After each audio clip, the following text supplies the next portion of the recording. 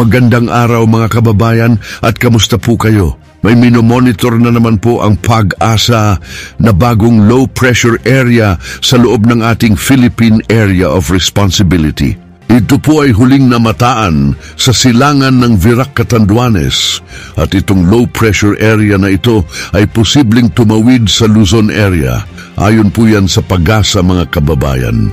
Ayon pa po sa Pag-asa, kung magiging bagyo man ito o hindi, posible pa rin itong magpapaulan sa iba't ibang bahagi po ng ating bansa.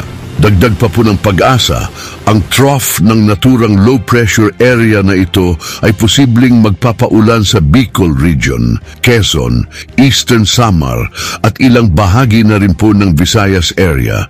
Samantala, sa Metro Manila naman at nalalabing bahagi ng ating bansa, asahan natin ang localized thunderstorms pagsapit po ng hapon o gabi. Kaya lagi pong nagpapaalala ang Pag-asa sa ating lahat na mag-ingat, maging alerto sa mga banta po ng pagbaha, sa pagguho ng lupa, lalong-lalo na po sa mga malalakas na ulan. Narito po ang ulat panahon para sa araw na ito, mga kababayan. Mula po ito mismo sa weather specialist ng ating bansa, ang Pag-asa. Etong low pressure area na ito, posibleng lumapit o hindi kaya tumawid ng Luzon area.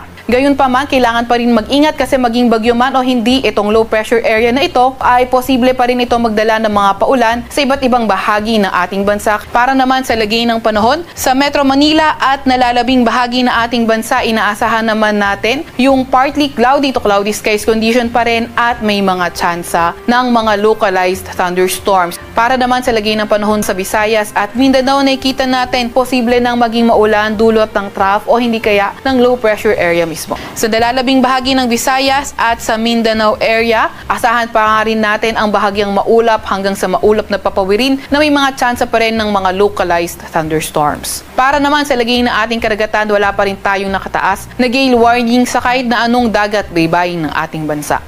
Yan po muna ang ating weather news update sa araw na ito mga kababayan. Huwag kalimutan mag-like, i-share at mag-subscribe sa channel na ito. Muli po, ito po ang inyong tatang nag-uulat sa lagay ng panahon sa ating bansa sa tulong ng Pag-asa na nagsasabing hanggat magkakasama tayong lahat may pag-asa.